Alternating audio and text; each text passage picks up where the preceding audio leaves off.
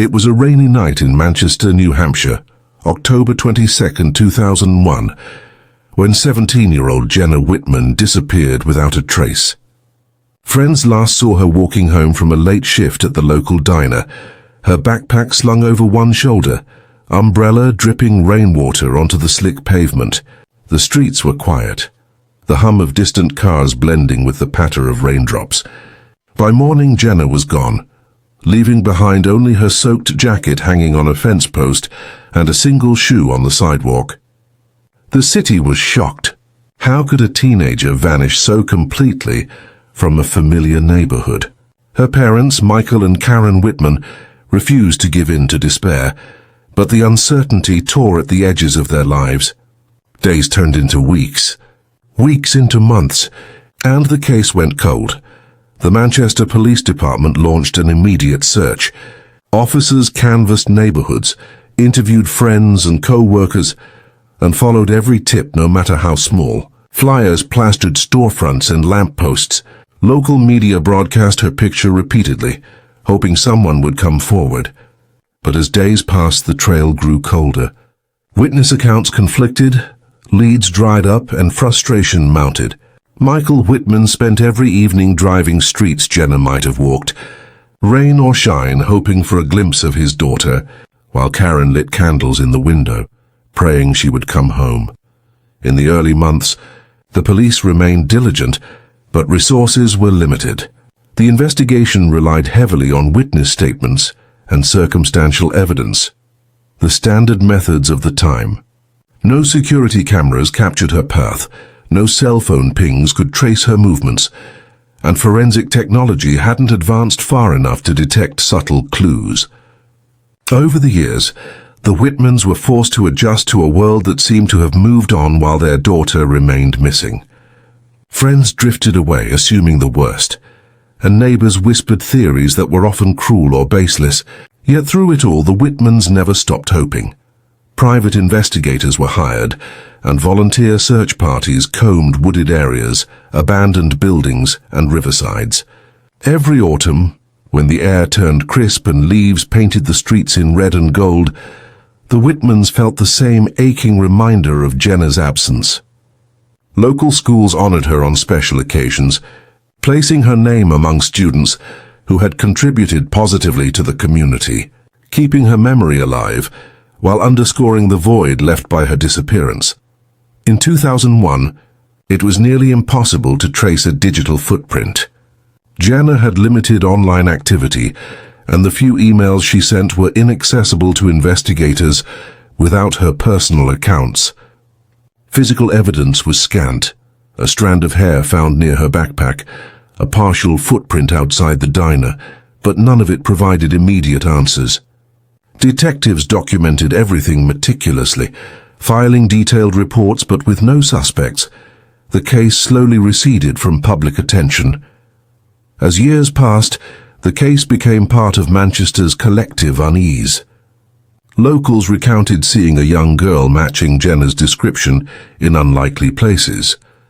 Near the river, at abandoned warehouses, even glimpsed at the edge of schoolyards. But none of these sightings produced evidence. For the Whitmans, every tip brought a surge of hope, followed by crushing disappointment. They endured the quiet isolation of a family trapped in limbo, watching birthdays pass uncelebrated and milestones unshared. By 2010, advances in forensic technology began offering a sliver of hope.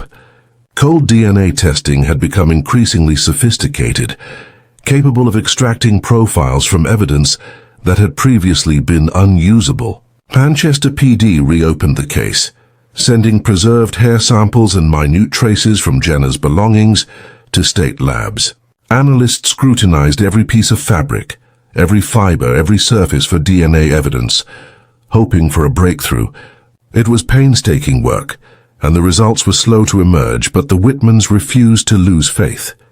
Meanwhile, the community's awareness remained strong.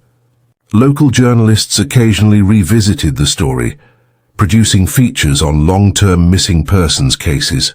High school students researching for criminal justice projects often asked for permission to review the Whitman files, learning firsthand how difficult, complex, and emotionally taxing cold cases could be. Every retelling kept Jenna's story alive, ensuring she would not be forgotten even as decades passed. In 2019, nearly 18 years after Jenna disappeared, a small, almost overlooked sample finally produced a result. Using a newly developed DNA technique, state analysts were able to extract a usable profile from a strand of hair that had been carefully stored by the Manchester PD.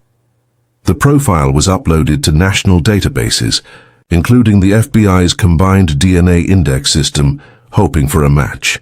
Weeks passed with no response, then one evening, an alert arrived. The DNA matched a man previously arrested in a neighboring state for unrelated offenses. His criminal history included violent acts and predatory behavior, though nothing connected him to Jenna's disappearance at the time. Detectives immediately began re-interviewing witnesses, reviewing old reports and checking his movements in 2001. Employment records placed him in Manchester at the time Jenna vanished, and his known haunts aligned with locations she frequented. Investigators found a pattern of behavior consistent with abduction, confirming the initial DNA hit was far from a coincidence. The case that had haunted the Whitmans for nearly 2 decades was finally moving toward resolution. Michael and Karen Whitman were notified in a private meeting with the lead detectives. Their emotions were overwhelming, a mix of relief, anticipation, dread, and grief. They had spent almost 20 years imagining every possible scenario, and now for the first time, the possibility of answers felt tangible. Private investigators worked alongside the Manchester PD, retracing the suspect's steps and locating potential sites where Jenna might have been held.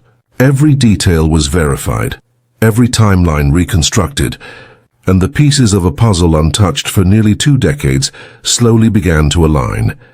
The suspect, identified as 42-year-old David Lansing, had lived quietly in the Manchester area for years.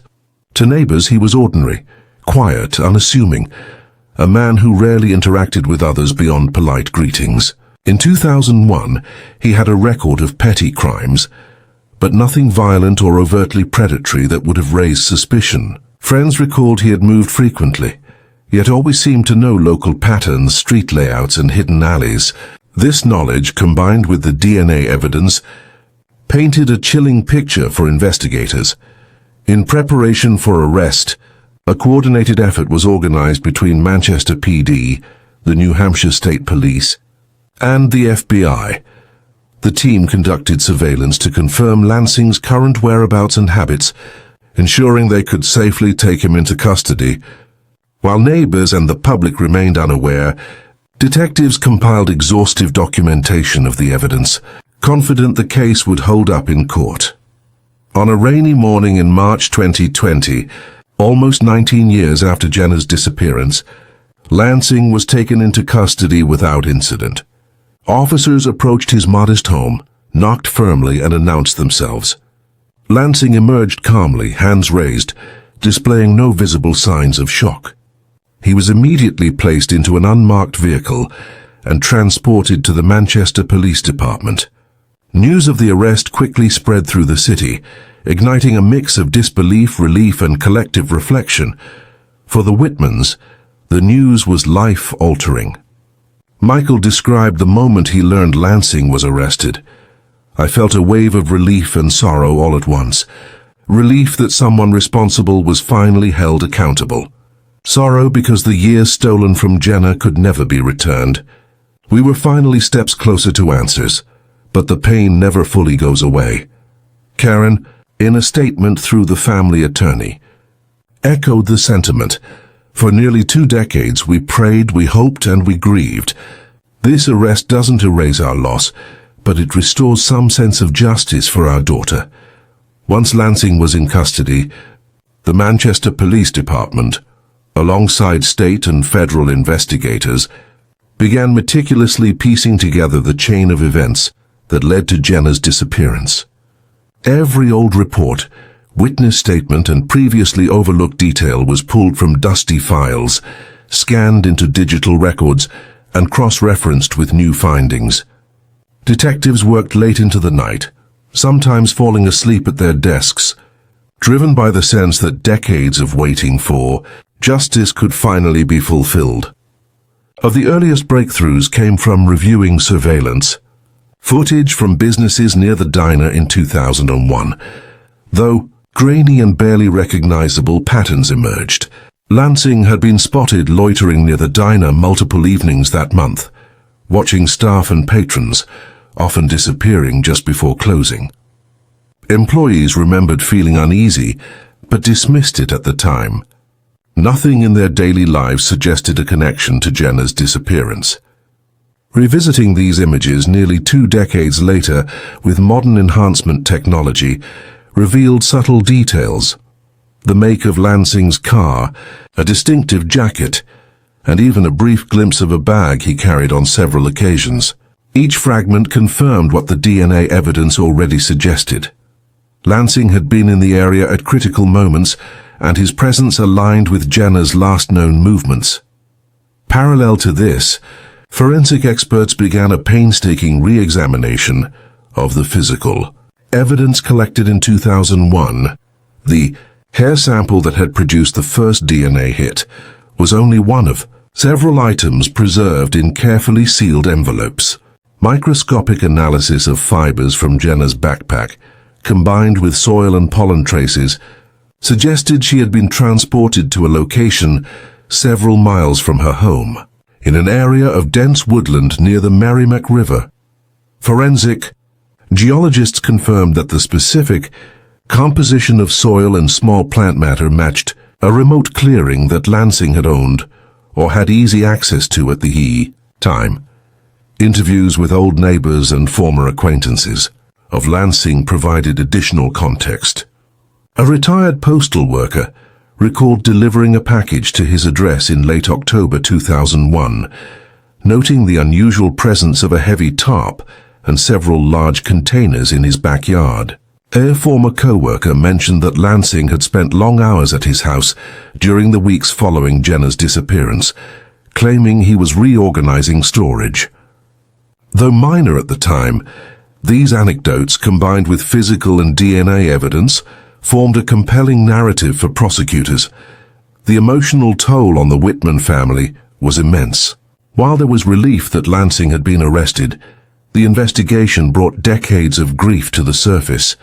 Michael spent sleepless nights revisiting the memory of the last time he saw Jenna, picturing her walking home in the rain, backpack over her shoulder, unaware of the danger ahead. Karen struggled to reconcile her hope with the painful realization that Lansing had been living freely all these years, near the same streets and neighborhoods Jenna had known. Their support network, though strong, could only partially ease the burden. Friends and distant relatives offered comfort, but no words could erase the pain of lost years. Detectives also discovered that Lansing had a history of predatory behavior. Records revealed unreported assaults in neighboring towns, incidents of harassment, and patterns of surveillance of young women in his vicinity. None of these acts had been prosecuted at the time, leaving him effectively unchecked.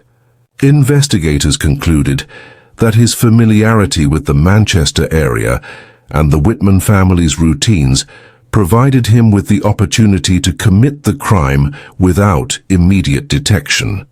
This chilling realization emphasized how dangerous Lansing had been, and why modern forensic tools were essential in finally linking him to Jenna.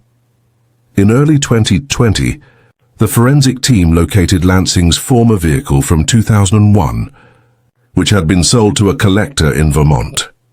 Using advanced chemical residue testing, experts detected traces of Jenna's DNA in hidden compartments of the car, providing further evidence that she had been transported after the abduction.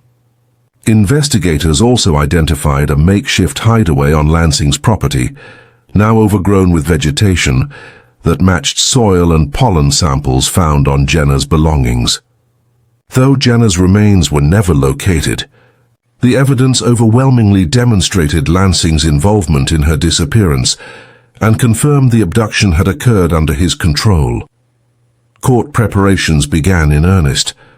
The prosecution built a methodical case, demonstrating a timeline that placed Lansing in proximity to Jenner, linking him through DNA evidence, eyewitness recollections, and physical artifacts.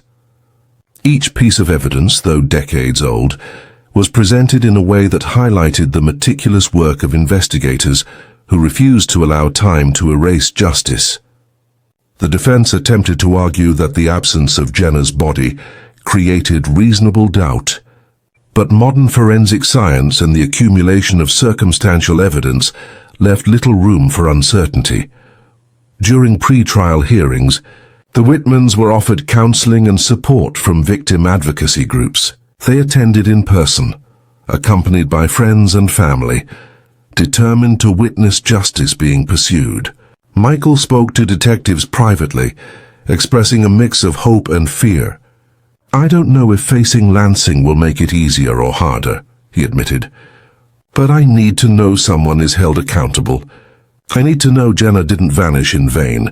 Karen, though more hesitant, agreed, emphasizing that they had waited almost 19 years and could not allow fear or grief to prevent them from seeing the legal process unfold. The Manchester community followed the case with renewed attention. Local media ran stories highlighting both the persistence of law enforcement and the resilience of the Whitman family. Residents expressed shock that Lansing had lived quietly for nearly 2 decades after committing such a heinous act. But they also expressed admiration for the investigative work that finally brought results.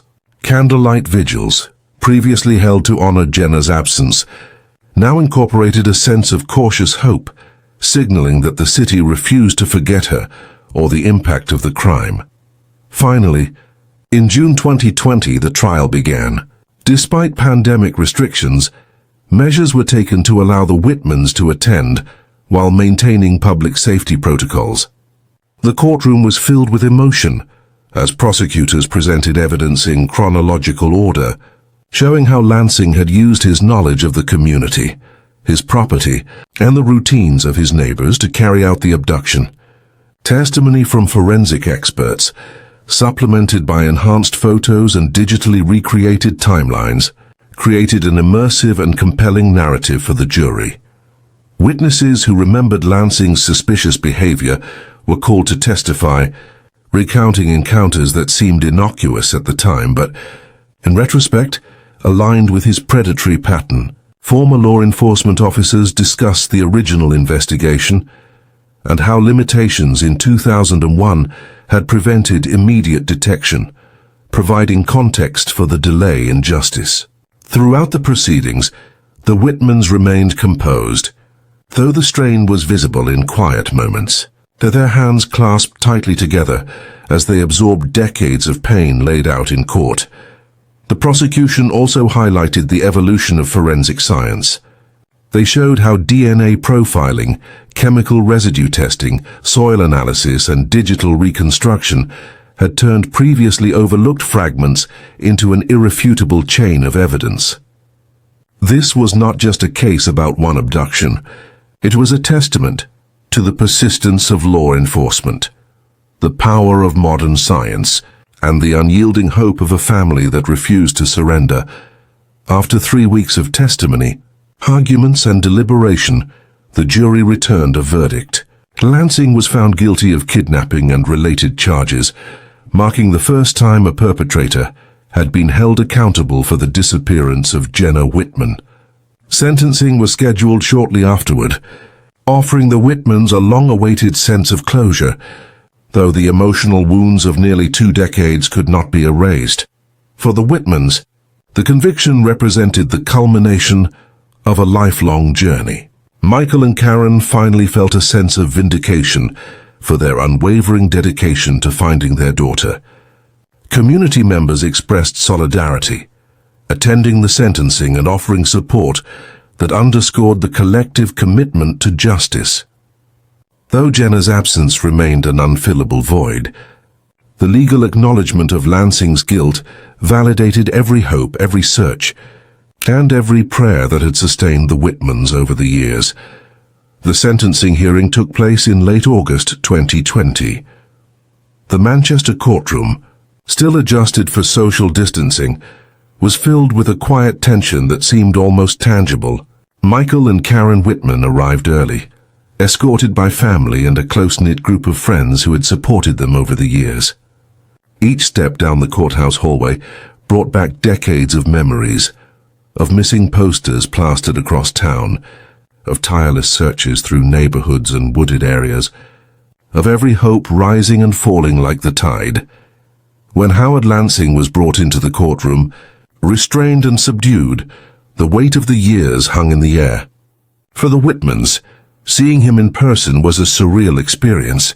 He looked older, frail, a shadow of the man whose presence had once loomed so ominously over their lives. Yet there was no relief in his physical deterioration. The memories of his actions remained sharp, vivid, and agonizing. Michael's hand shook as he gripped his wife's, both bracing for the moment when Lansing would hear the sentence that would finally hold him accountable. The prosecutor opened the hearing with a detailed chronology of events. From Jenna's last moments at the diner in October 2001 to the breakthrough DNA match nearly 2 decades later, each piece of evidence was presented with meticulous care. The courtroom watched in silence as enhanced images of Lansing's car, detailed maps of the Manchester neighborhood, and timelines of his movements were displayed. It was a painstakingly thorough presentation that left little doubt in the minds of all present. Emotional testimony from law enforcement officials followed. Detective Laura Simmons, who had led the cold case review in 2019, spoke about the dedication of her team and the significance of modern forensic techniques. "We could not let Jenna's story end without accountability," she said, her voice steady but heavy with emotion. Every fiber, every fragment of DNA, every trace of evidence mattered. We could finally give her family the answers they have waited 19 years to receive. Then came the most difficult moments. Michael and Karen were called to provide victim impact statements. Michael, his voice quivering, described the years of searching and waiting. "Every day without Jenna felt incomplete," he said. "Her absence was a constant shadow, a question that had no answer. Tonight, we may finally have a measure of justice, but no sentence can replace the years, the holidays, the milestones she will never reach." Aaron followed, her eyes glistening with tears. "We raised our other children in the hope that Jenna would come home," she said. "We whispered her name in every quiet moment. We lit candles, held vigils, prayed endlessly. I held on to the smallest sign, the faintest hope. And now to know the man responsible will face justice, it is a relief but a bittersweet one. Jenna is still gone and we will always carry that void." Lansing, as throughout the trial, offered no words. He remained stoic, head bowed, eyes fixed on the floor. Psychologists later testified that his lack of response was consistent with a long-term pattern of emotional detachment and evasion of accountability. For the Whitmans, his silence was both infuriating and strangely relieving. There were no excuses, no justifications, only the quiet acknowledgement that his actions had consequences. After hours of legal procedure, Judge Emily Harlow delivered her decision. Lansing was sentenced to life imprisonment without the possibility of parole, the judge emphasizing the severity of the crime and the lasting impact on the Whitman family and the Manchester community. "The court recognizes the decades of pain endured by the Whitman family," Judge Harlow stated. "While time has passed, the gravity of the crime has not diminished. The law will not forget. Justice is served, and accountability has been established." Outside the courthouse, a crowd of supporters had gathered. Local media captured interviews with neighbors and family friends who had watched the case unfold over the years. Many expressed relief that Lansing was finally being held responsible, while acknowledging that the emotional wounds for the Whitmans and the community would take far longer to heal. Candlelight vigils and memorials continued in honor of Jenna, now with a sense of cautious closure rather than uncertainty. For the Whitmans, life after sentencing entered a new phase. Counseling and support groups helped them process years of grief, and community programs offered opportunities to transform their tragedy into advocacy. Michael became involved in initiatives to improve missing persons investigations, collaborating with law enforcement to create more robust response systems. Karen worked with local schools to educate children and parents about safety, awareness, and the importance of reporting suspicious behavior. Their efforts became a way to honor Jenna's memory and ensure that other families might not face the same long, painful wait for answers. The case also had a profound effect on the Manchester Police Department. Officers reflected on the lessons learned from the delays in the original investigation and the necessity of preserving evidence properly, even in cases that seemed to have gone cold. Detective Simmons noted that the success of the investigation was a combination of persistence, technological advances, and the unwavering determination of the Whitmans. This case proves that justice may be delayed, but it is never beyond reach, she said. Lansing, now confined to a maximum security facility, became the subject of studies in criminal psychology programs. Experts examined his behavior patterns, the factors that allowed him to evade detection for nearly 2 decades, and the chilling ways he integrated into a community that had unknowingly coexisted alongside a predator. His story served as both a cautionary tale and a case study in how modern investigative techniques could rectify past oversights. For the Whitman family,